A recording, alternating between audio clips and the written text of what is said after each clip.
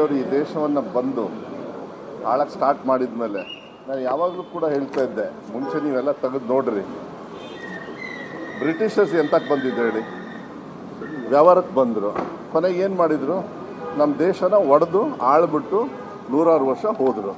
ಈಗ B J ಪಿಯವರು ಏನು ಮಾಡ್ತಾ ಇದ್ದಾರೆ, ಬಿ ಜೆ ಪಿಯವರು ಅದೇ, ಇದು ಬಿ ಜೆ ಪಿ ಅಂದರೆ ಭಾರತೀಯ ಜನತಾ ಪಾರ್ಟಿ ಅಲ್ಲದು, ಬ್ರಿಟಿಷ್ ಜನತಾ ಪಾರ್ಟಿ ಇವತ್ತು ಕೂಡ ಒಡೆದ ಆಳ್ತಕ್ಕಂಥ ಒಂದು ಸಂಪ್ರದಾಯ ಇಟ್ಕೊಂಡಿದ್ದಾರೆ.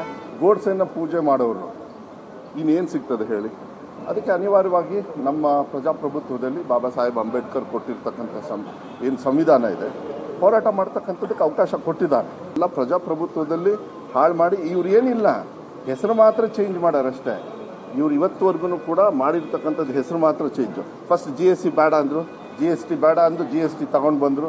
GST ಹಾಕಬೇಕಾದ್ರೆ ಏನು ಭಾಳ ಬುದ್ಧಿವಂತರು ಇವರು. ಇಲ್ಲಿ ಇವತ್ತಿರ್ತಕ್ಕಂಥದ್ದು ನಮ್ಮ ಮುಂದೆ ಎರಡು ವಿಚಾರ.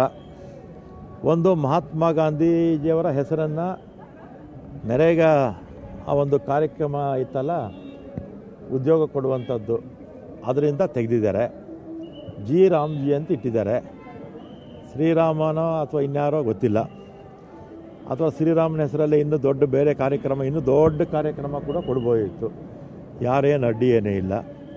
ಈಗ ವಾಜಪೇಯಿಯವರ ಹೆಸರಲ್ಲಿ, ಇನ್ನೂ ಬೇರೆ ವಿಪಕ್ಷಗಳ ನಾಯಕರ ಹೆಸರಲ್ಲಿ ಅನೇಕ ಕಾರ್ಯಕ್ರಮಗಳಿದೆ. ಅದನ್ನೇನು ಯಾರೇನು ಬೇಡ ಅಂತ ಹೇಳ್ತಿಲ್ಲ.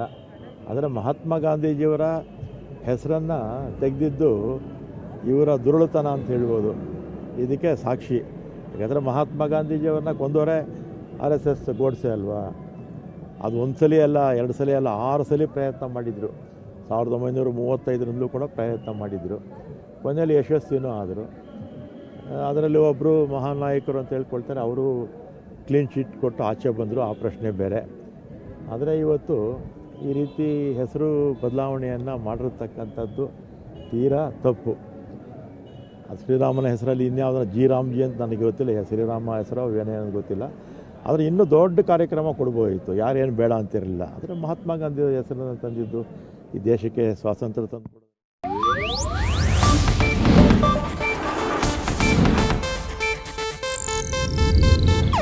ಇದು ಏಷ್ಯಾನೆಟ್ ನ್ಯೂಸ್ ನೆಟ್ವರ್ಕ್ ಪ್ರಸ್ತುತಿ.